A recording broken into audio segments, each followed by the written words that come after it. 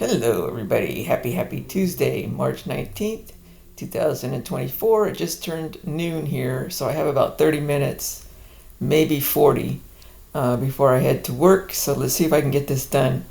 It's history of the world. It's going to go quickly. I'm going to assume whatever. Let's just do it. So, just really quickly to lay out the groundwork for what I'm talking about here. What is this? Okay, so I'm assuming that life began as humans. I mean, humans began here at the equator, somewhere in Africa. That they were black, and a couple of things. Um, my own observations. This might not be true, but I'm going on this. This is just all guesswork, okay? But I think, if we, whatever.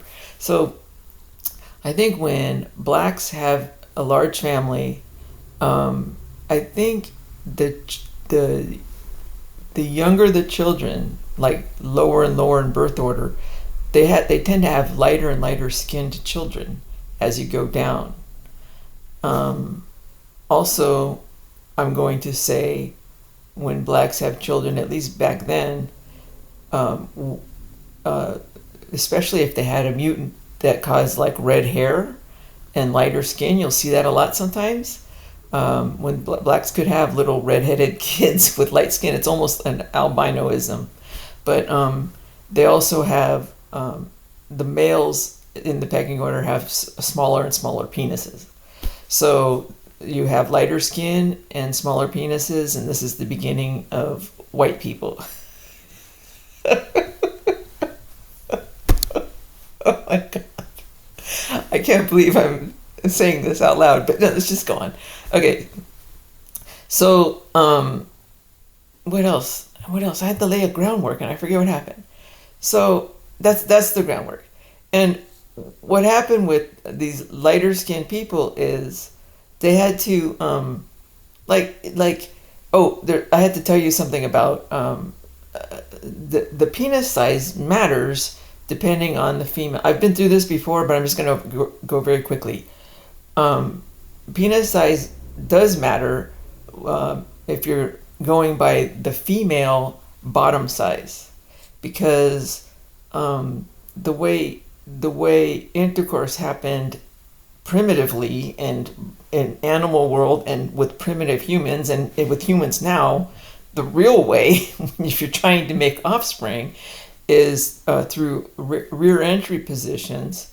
And in this position you're able to the male with the long, if she has a large bottom and if he has a large enough penis, he can hit something called their G spot. And yes, there is something called a G spot, and yes, there is something called female ejaculation, and just thousands of years of control by gay men has caused this. We still 2024, we don't realize this, but all these you know systems were in place for. And also, so this is how sex worked. Okay, you have to imagine that it has to go fast. Okay, or else you're going to be eaten by a lion or a tiger. So this modern day, oh, you got to romance me forever, and he's got to be hard forever, and I'm gonna make all sorts of noises like when Harry met Sally. It's just like you're gonna be eaten before you get to stage one. It's got to be fast. It's got to be fast. Got to be relatively quiet. This is why gay men know this. There's asphyxiation where they're quiet or they hold their breath, and it makes them come faster, or they that's, and that works. I mean, it's not like you hold your breath on purpose, but the more quiet you are and you're not breathing in and out and making fake noises like in When Harry Met Sally, fake orgasm, that's not the way primitive real orgasms work. So anyway, or you're going to be eaten. So you have to think, what happens in out in nature and how quickly interactions occur, the actual interaction. Now, sometimes there's um, a lot of showy stuff going on. I mean, you could romance her and do all that forever, but the actual act has to be very fast because you're very vulnerable during that time. Men are vulnerable. They've got their rear ends showing. Both the couple are vulnerable. So it's not a real time to be romancing with candles and all that shit. So men, and let me just say this really quickly. I got to do this in half an hour. I'm going to spend a lot of time on this because this is where I'm heading with the romantic comedy stuff.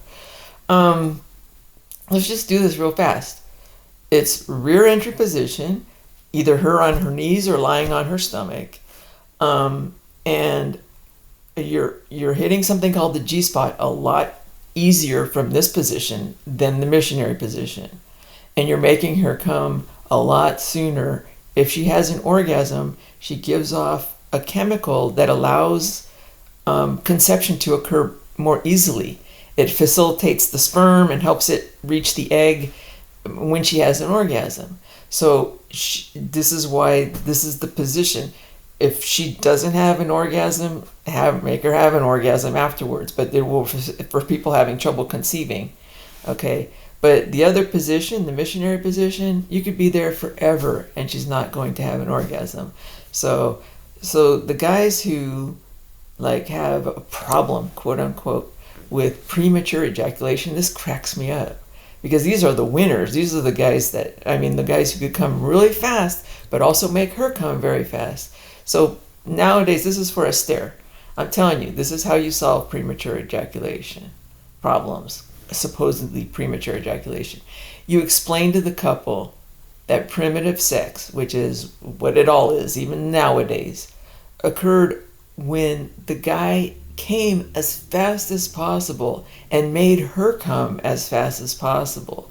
So, and it's in the rear entry position, and if he didn't make her come fast, so tell them go home, romance her all you want, but when the actual sex comes, if she doesn't come and he doesn't come in under a minute, you're eaten by tigers. So go try to do that and she will come. And if she doesn't, he has to, they have to somehow, oral sex, whatever it is. So that's fine, but they'll be cured fast. I believe me, because the urgency and the energy that he has, and if you do it that fast and you do it really urgently like that, instead of thinking, oh, I have to romance her for 5 years, whatever, it's just too, and then she never comes. It's just too unsatisfactory. Okay, so women, if you want the missionary position, fine, but both couples, you better know she's probably not going to come before he wears out. I mean, come on. But if he does it vigorously from behind, I'm telling you, it could be very exciting. And also, there's two different ways. Like people say, well, there's a vaginal this and a clitoral orgasm and this kind of thing. What you don't realize is even the clitoral orgasm there's different kinds. Okay, there's a kind where there's kind of a stimulation in a vertical manner, okay, and that requires lubrication, and that's fine, and it doesn't take much of a touch, and lubrication could be the tongue. Okay, fine.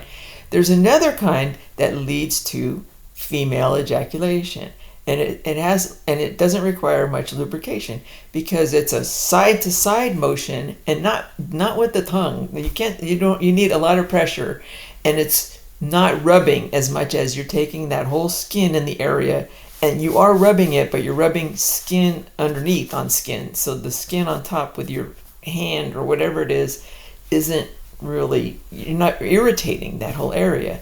But if you rub in that direction, she will come in a different way, and she will have something called female ejaculation doing it that way. And people think it's pee. It's not. I mean, I've heard there's nobody studying this. I mean, it's just like just try it at home, ladies. There will be a different. And if you think you're peeing, I don't think you are. Nobody's really examined what comes out there, but it's a release for sure. And the release is to prevent while doing this other sex we're talking about, any sex, but the sex the right way is she comes this way, and it clears, like it prevents urinary tract infections that occur.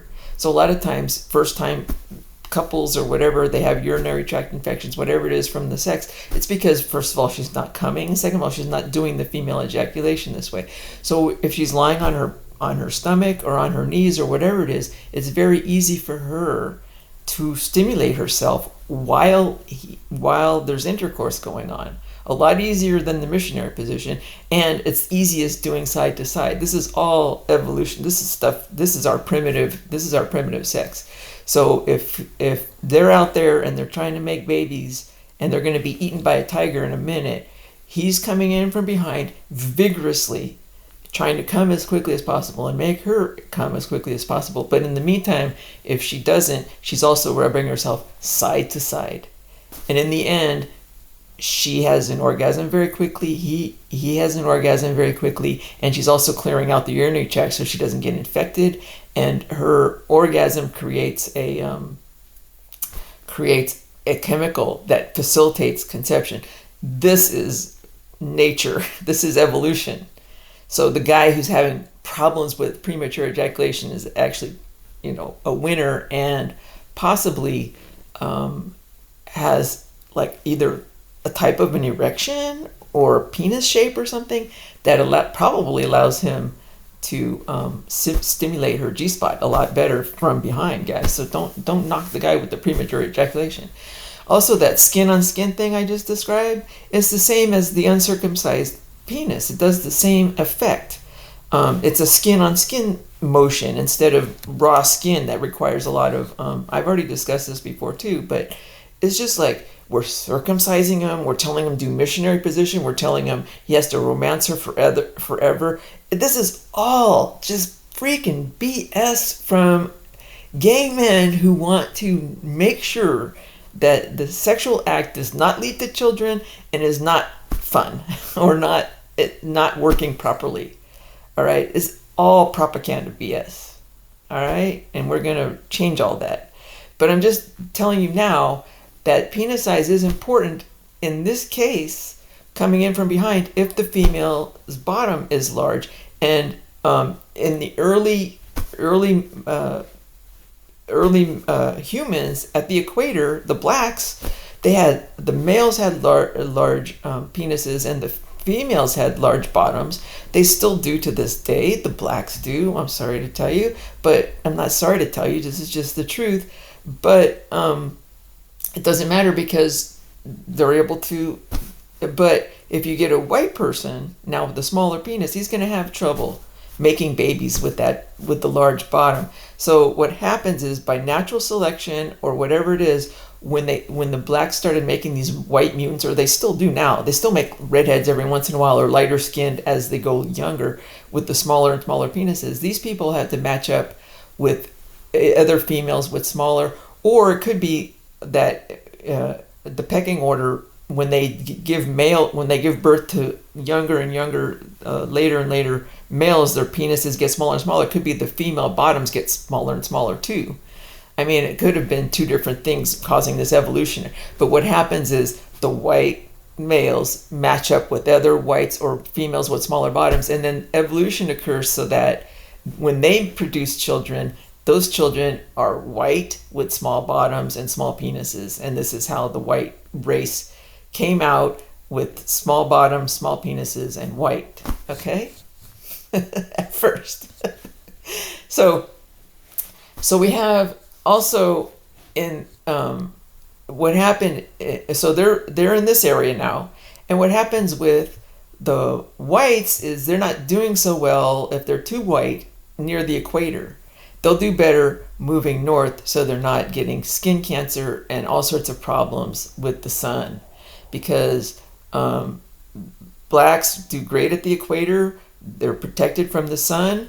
Blacks do not do great north of the equator. When they start moving up here, I hope you can see my little hand. When they start moving north, what happens is there's something very important called vitamin D, and the way that it is created in the body is we intake certain vitamin D, but then it's not useful until the skin creates the useful form of vitamin D in our body. And the skin creates that with input from the UV rays from the sun.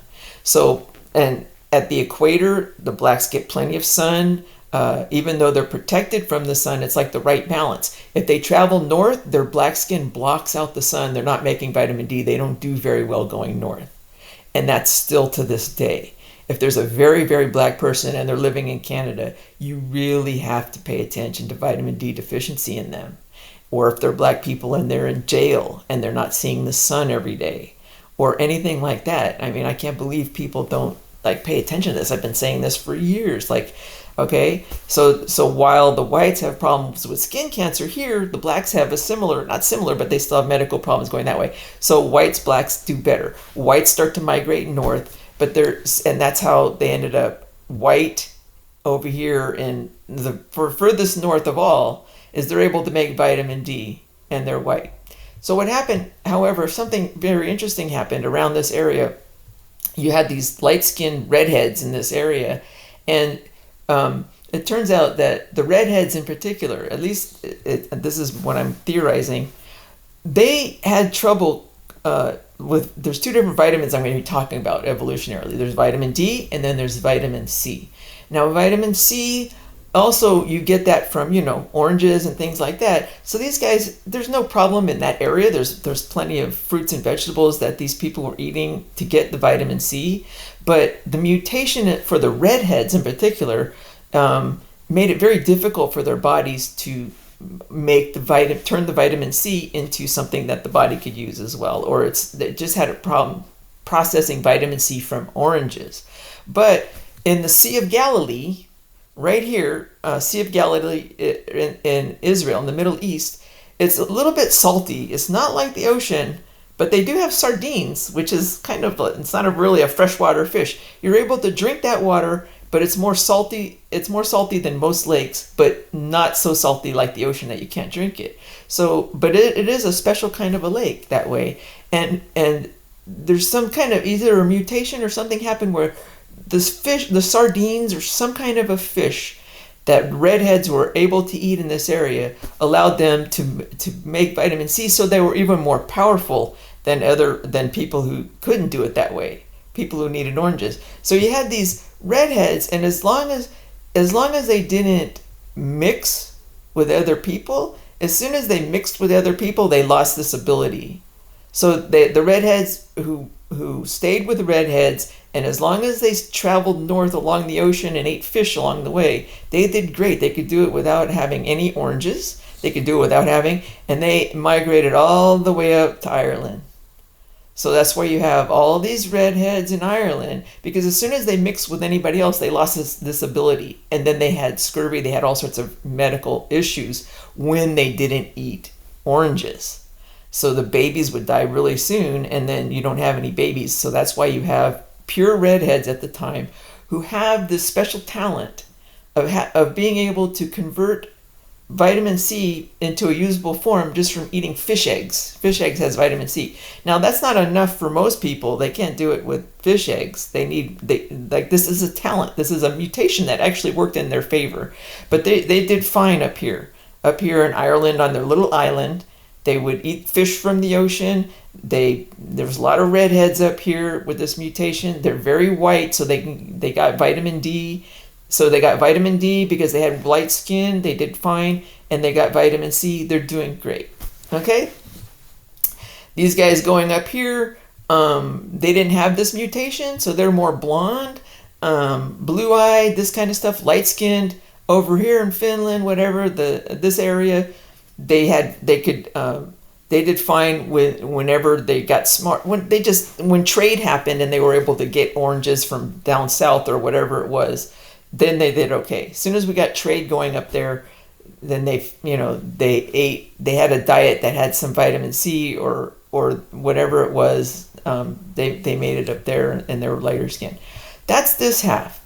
What happened going to the people coming this way to China was they got to a certain point, and then they got a mutation, and a mutation was very good. It said you don't have to have lighter skin. Up in China, in this area right here, it said, they're kind of yellow skinned people over here. This mutation caused them all these other attributes. Is the whole Asian look, the yellow skin and that Asian look, and the mutation allowed them to be able to make vitamin D more proficiently or get it elsewhere and turn it. And I'm not sure where they get the vitamin D from, but without getting it from their skin.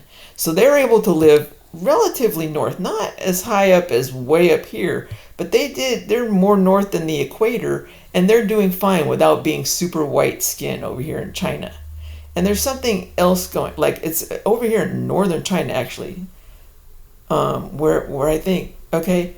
But then another thing happened with that vitamin D mutant, that mutant that caused them to be, is it's not, they're just living fine over here. They have something that allows them to have darker skin. Okay. They could do vitamin C as well. They're fine. But this is how the gay gene first came up right here. This is how. So they have smaller penises, the smallest of everybody actually, to this day, and I'll tell you why. So here we are. We have the penises, and then something else occurs now. Now this is a different thing. Remember how the blacks, they became more white as they got younger? Up here, the penis size went in a different direction for a different reason. When you have an area that's a little bit strained, not a lot strained, but agricultural, when agriculture came into being, it became strained on big families where the older son got everything, and the younger sons didn't really have, they had to go and find another way to make a living when we started, doing a little bit more agriculture, a little bit more trade. And what happened was, this is a kind of mutation that was decided by mating. Like it's just like the rear end size one. It became like it was a mutation that caused younger sons, younger males, the younger they were, to have larger penises now, instead of what happened here. It's the opposite. It's like something is determining penis size in the I think it might be in the female. We have to study this more, but penis size either going smaller and smaller with the white gene, or larger and larger depending on but once this particular vitamin D people, whatever it was, when they started having sons, and it helped evolutionarily, because the larger their penises, the more it gave them a little bit of an advantage, because they couldn't provide. So the mates, so a woman would look and go, well, he's not going to give me an orgasm as much, but we'll still have sex because he has a farm. But the younger son, he's broke, but you know what? We're going to have great sex, and he's going to make me have orgasms, and we're going to have more kids that way. So it was kind of like evening things out to give the younger sons larger penises, okay, to make them more attractive to a mate and to conceive more, even though they had fewer resources. Okay, then that went haywire a little bit, and it turned into larger and larger and larger penises until it went across the line, and it turned them into a gay male. Okay, and the gay males don't even want females anymore. They're very aggressive. They have a lot of testosterone, which is causing the larger penises. They have the largest penises, and they prefer males. Now we're going to get into the history. Now that's where gays started. Okay, right there in China, and it happened that way. That's how the gay gene started. So we're going to trace what happened with these genes, but let's talk about gays for a minute. Very quickly, briefly, there are three types of gays, and then there's non-gay dumbass moron. Okay, so this is how I do it. There's some gays that are very, very, very violent. Let's back up. I have 5 more minutes. We're going to do this in 5 minutes, I swear. And it's going to make sense. And I don't care. I'm posting this now for sure. So, the earth has plenty of resources for humans if all they want, and that's all most humans want, is food, shelter, and the ability to provide that to offspring. And a lot of times you say, why do you have offspring? Well, they have sex because they like it. But also, non-gay humans, all humans, they want something a little bit called immortality. And they want to, like, you just don't want to be living here. And one way that non-gay men like want immortality is just children. It doesn't even have to be their biological children, actually. Like, this is what gay men don't understand. It's just like somebody younger that remembers who they are, live with them, and then when they die, kind of lives on and remembers them at least. And then the grandchildren. Now, it's not immortality forever, but it's enough to satisfy. It's enough to, like, make men want to have children or be around children or adopt the children of another female and maybe have more children, whatever it is. But that's the impetus, because having kids is a pain in the ass. So this is a drive that humans have, not just the sex drive. That's part of it, but you want him to hang around. You want them to raise the child, which is a pain in the butt. But it's like a need for humans to get along with others and to raise the children, because they want a bit of immortality. They want to leave a bit of them behind to remember them, you know. But gays are very different. They don't have this desire, nor because they can't achieve it anyway. Okay, they can't. What they really want sexually is for the non-gay man, not even another gay man. They want the non-gay man to put his penis into their anus. That's their vagina. It's not what most people think. They think, oh, a gay man wants to put his penis in another man's anus. That's not what they want at all. They do that to get ahead, or because they have to, like a prostitute would. Okay, a prostitute will do whatever to provide sex to get ahead in other ways, and they will do that for other gay men or for whatever it is. But what they really want is, especially the non-gay men, because that's what they fall in love with, and they can never have this. But they do. So instead, they have a kind of an immortality that they achieve by becoming leaders or gathering wealth, gathering popularity, because that helps with the possibility. So there's two different motives going on here in history. It's the gay man who all he wants is sexually is for that non-gay man to stick his penis up his anus. And now they know the non-gay man's not going to do that voluntarily. So the gay who's angry, they have a lot of testosterone, that guy doesn't even give a damn. All he wants to do is just kill women and children. He'll just go and kill them. That is a very small minority of gay men, but there were a lot. When they reach a critical mass population and get together, those were the first raiders that went around for no freaking reason, killing people when there's plenty of resources for everybody. And there's these non-gay men with their families, and they get along with everybody with trade because there's plenty of resources. And in fact, it's better when you get along and you start to trade with other non-gay men, and there's peace, because wars are bad for everybody and everybody knows it. And the wars are just what gay men do, and they do it because their motives are different. They want immortality through having a lot of money, a lot of power, and going down in history. But they also want a lot of money and a lot of power because it'll increase their chances of having the non-gay man have sex with them in this way in particular.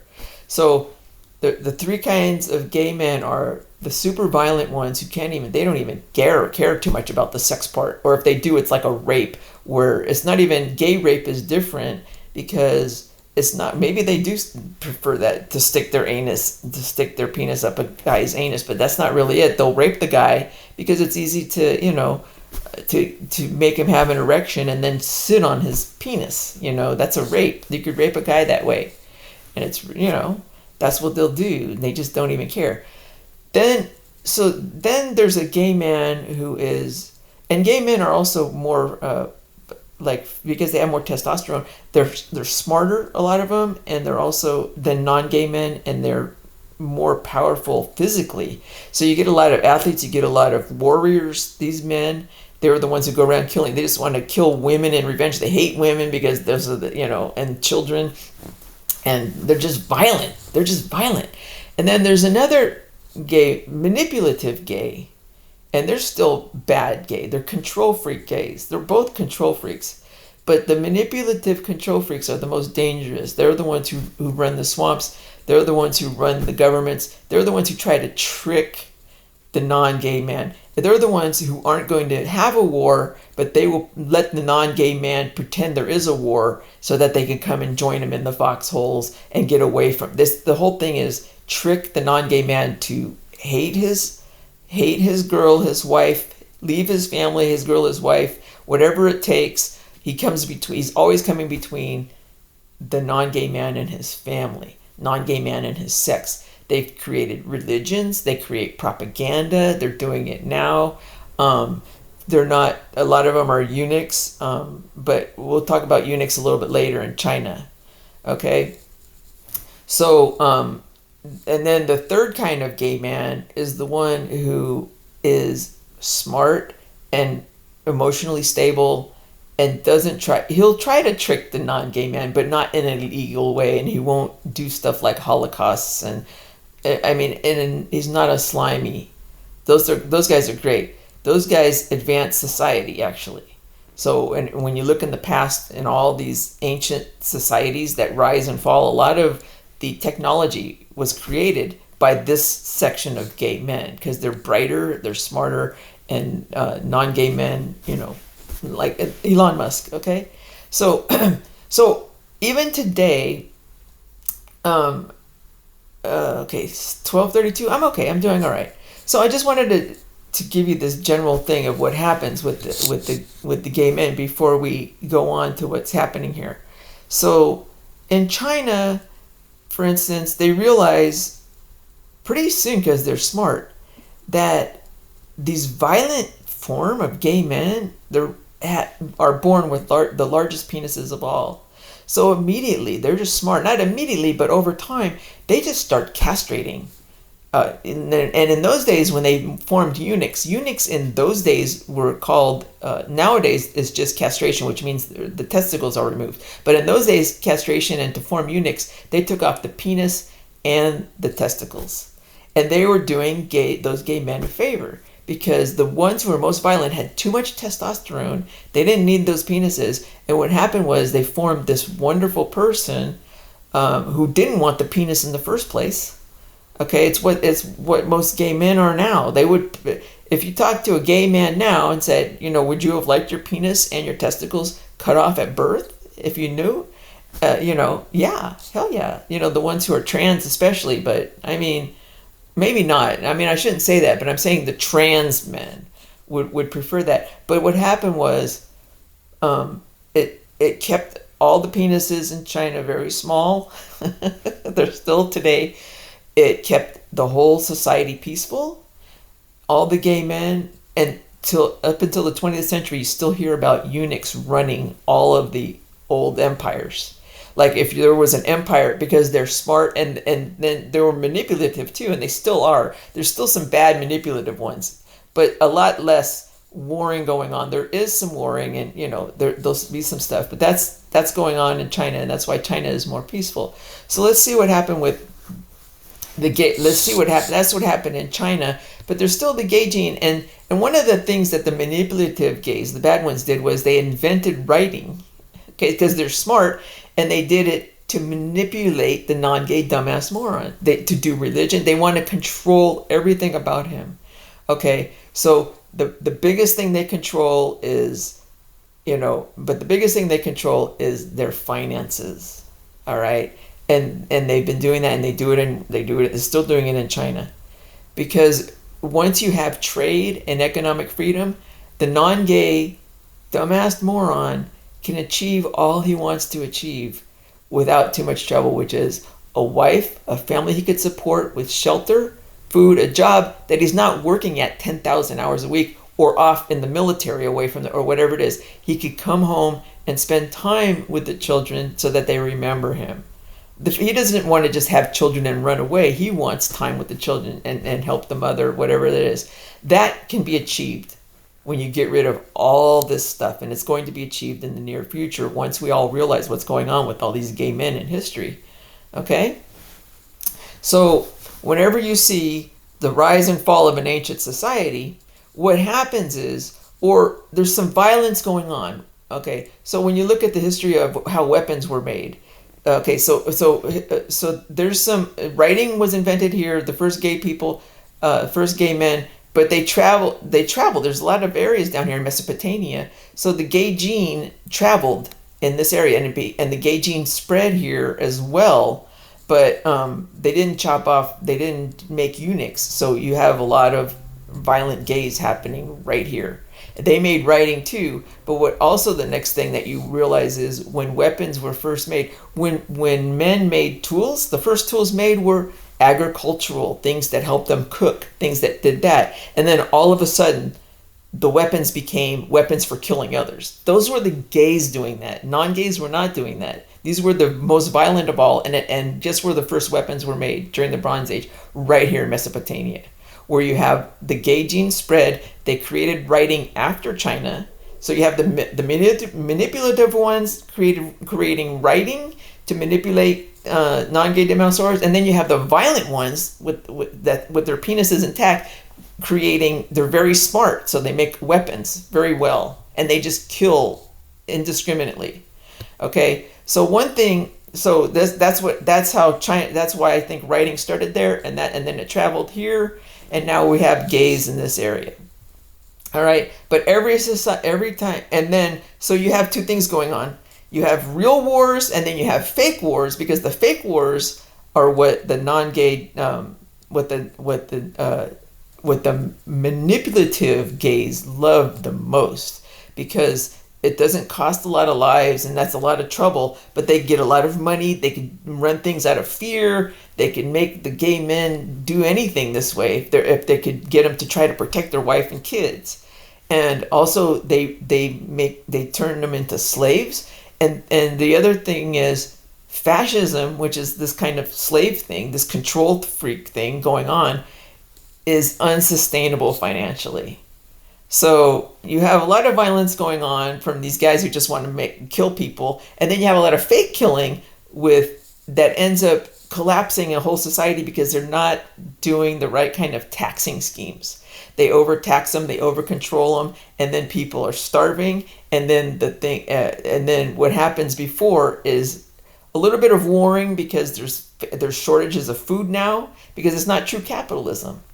Because you're trying to control the non-gay man. If you let true capitalism and trade happen, all these starvations and then the end of society won't happen. So that's what we're doing now. We're going to get the 16th Amendment down. All right, so I'm just giving you a history of. So what happened over here with let's go back to our redheads. So the redheads have vitamin C, and through fish. So guess what? The redheads are also a little more adventuresome. The gays are adventuresome too. Like they go out, they are adventuresome in a violent way. The redheads up here, they're not. There's no gay gene up here. Remember, there's no gayness going on. They just moved up here. There's the vitamin D gay thing going on over here. They don't have that. They have light skin. They don't need it. They have the light skin for the vitamin D. They don't need this gay vitamin D thing going on over here in China. So they're adventuresome. They get on these little rafts, and they are the only ones who can do this, redheads, because they can eat fish and make vitamin C and not get scurvy. They could be out in the ocean forever, and that's why right around 400, you get Easter Island, you get all these redheads down here. Like, what the hell are these redheads doing here? Because they can cross the ocean better than anybody. So they're all over the place, and they're peaceful. Like, all you hear about at Easter Island is how peaceful the redheads were. And they got along with everybody on the island, because there's no gay gene over here. The gay gene is over here. Okay? This is around in the year 400, let's say. Okay? And the other thing that happens is the gay gene is starting to spread, and what the gay gene loves more than anything is going in, traveling, and finding non-gay dumbass morons to turn into slaves, especially redheads. So the redheads who remained here. So this is what you get in this area. They come into Israel. these poor non-gay men. I mean, the redheaded gene. There's also a resistance to the gay gene here a little bit. The redheads are a little bit resistant to the gay gene. Remember I told you, as soon as there's another gene introduced in here, even the gay gene, they die. So they're resistant. They're just a bunch of redheaded, non-gay, dumbass morons, and the gay gene just does not catch on. Okay, so they're non-gay and they're peaceful, and this is what freaking gay people in Egypt and gay people in whatever. This is the whole Bible thing. They just keep coming in and taking all the slaves they want here in Israel, this area around Sea of Galilee, where you have the fish that they're able to eat for their vitamin C, and this is Samaria. Okay, and there's the whole history here. The Bible, I'm going to this is separate, but this is a bigger view of what's going on everywhere else. So, and then over here, the gay gene spreads over here to Finland, and then we get a lot of gays over here in Sweden and Finland, but they can't go very far because they don't have vitamin C. They don't realize that once they get out in the ocean, they don't realize that the oranges that they're eating are providing them with vitamin C and preventing scurvy. So they get out on the ocean and they try to, they're gay and they want to go conquer the world. They're all these Nazis, they always want to do that. So they gay and they get out here and they die of scurvy. But they come over here to Ireland and there's historical proof of this. They would take redheads as slaves. They would take the Irish as slaves back here. The Vikings did. The gays were Vikings, but they weren't able to go very far. They were just able to go to Ireland. And once they got this vitamin C kind of thing going on, incorporated. So now you have the gays with the vitamin C thing. They're able to travel far and they don't get scurvy traveling. So that's what the Vikings are. The Vikings are gay Nazis with the ability to travel because they don't get scurvy. So they can eat the fish and here they go. Boom! They travel all over, the Vikings. They travel here and all of a sudden this happens around 900, the year 900. You get these peaceful, while we're here, there's peace going on. Oh, this is where they came from, by the way. Okay, so here's what's going on over here. These guys, they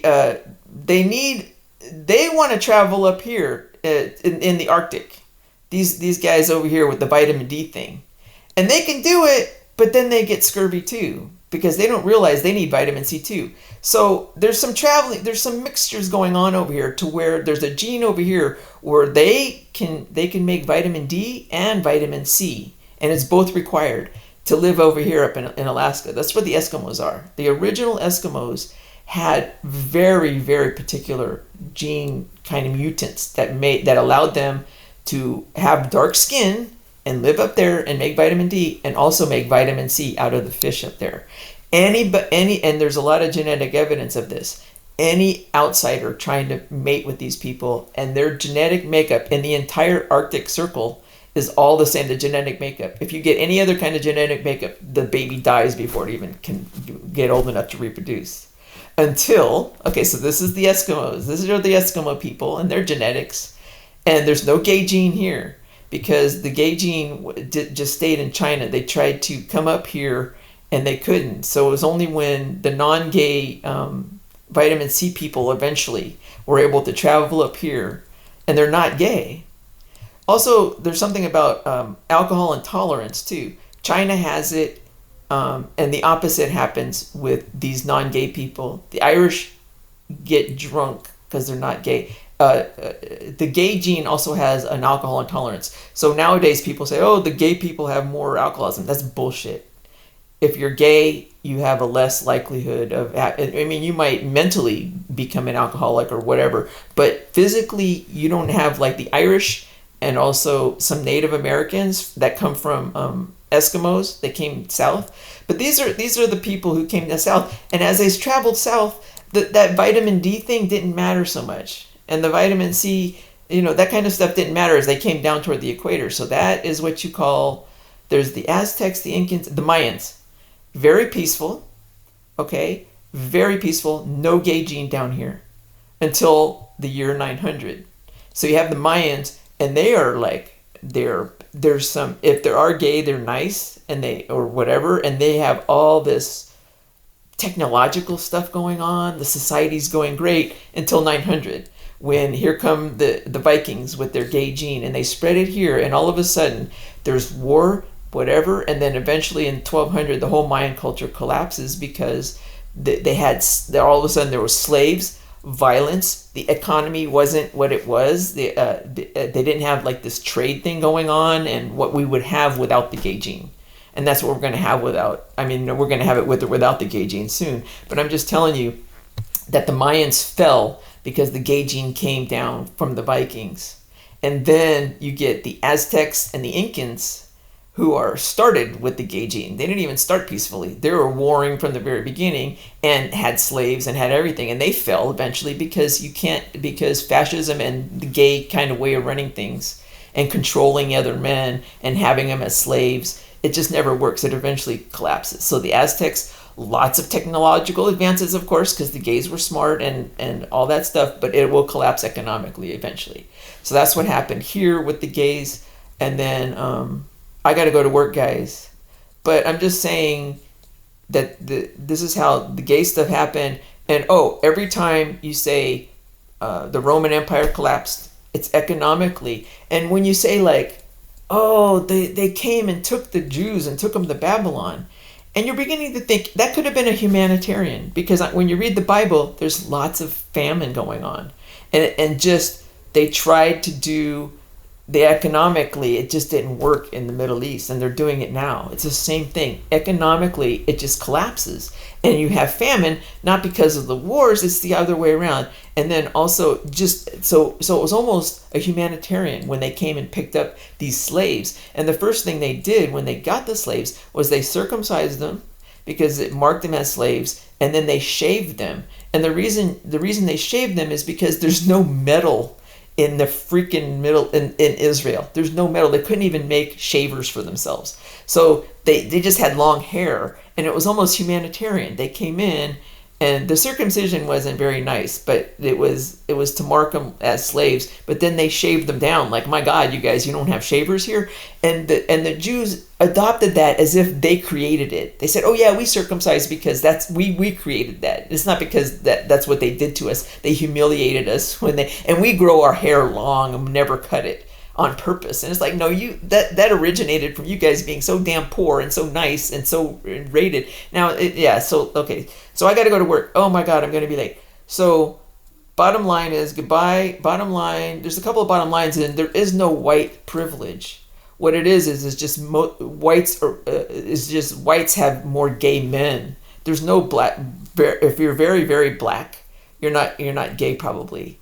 They just look at the studies and see where they try to get very dark people, and there aren't very many dark blacks who are gay. And the gay gene, and anyway, so there's a lot I'm not getting in here, but we're done. I'm going to try to upload it. I'm going to try to upload this from work. That's the end of the world. World history is gay history, and if you stop the slave culture, which is what we're in right now, it's actually a slave culture, which is a Ponzi scheme. Like, you're constantly, if you do the taxing right and the finances correctly, we're going to have peace. And as long as you understand, there's nothing wrong with what the gays are doing. As long as you understand what they're doing, you can't blame them. That's how they're born. That's how they feel. They really want to get the non-gay man to put his penis up his anus, and they trick him into it, or if they force him away from his wife and kids, and they control the family court this way, they really torpedo that whole hetero family structure. They torpedo it in every way possible. I'm trying to fight that right now. And goodbye. I'm going to be late. I'm not going to lose my job. Godspeed to everybody coming out the other. Okay, everything's going to be okay. Everybody, hang in there. I'm living my best life for sure. For sure. I just this is this is just a broad view, and I will spend the rest of my life studying these things. But I just want people to when they they'll say something, they'll make a statement, and you have to put in with gay goggles on, and you'll understand it a lot better. All you geneticists out there, and now I just gave a broad guess view, but if you start thinking of things this way, it's going to help tremendously on the road to world peace, which is inevitable. It's inevitable because the gays can no longer control the narrative anymore the way they have in the whole history. Since the internet, they cannot control. It's just becoming more and more expensive, and it's going to collapse again, except this time what is going to come up is finally world peace. Finally the economic system that allows the non-gay man to have the life that he wants without, every single leader right now, all billionaires are all gay. Like, and they're all gay and white. So anyway, it's not white privilege, guys. Don't blame like my son who's not gay. He's just white. He's just as much a slave in a lot of ways as everybody else to the white gay man. Okay, bye. Living my best life. Everything's gonna be okay. Everybody, hang in there. Onward, Christian soldiers who aren't Christian anymore, and Godspeed to everybody coming out the other side of this war to end all wars in one piece. That's PEACE and PIECE. Bye. All right, we're done.